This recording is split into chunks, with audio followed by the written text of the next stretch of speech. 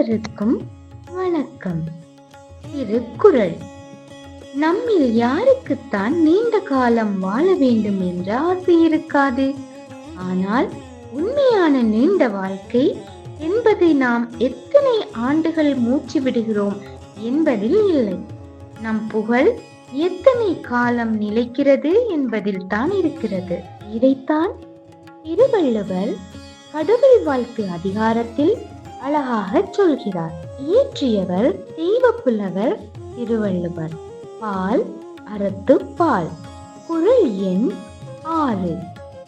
பொறிவாயில் ஐந்தவித்தான் பொய்தீர் ஒழுக்க நெறி நின்றார் நீடுவாழ் வார்.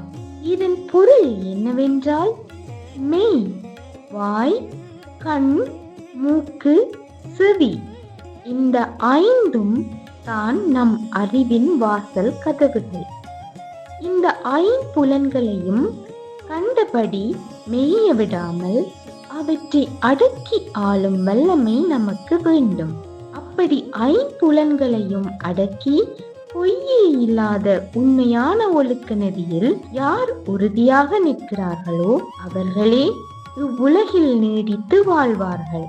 அதாவது உடல் அழிந்தாலும் அவர்களின் புகழ் இந்த உலகம் உள்ளவரை அழியாமல் நிலைத்து நிற்கும்.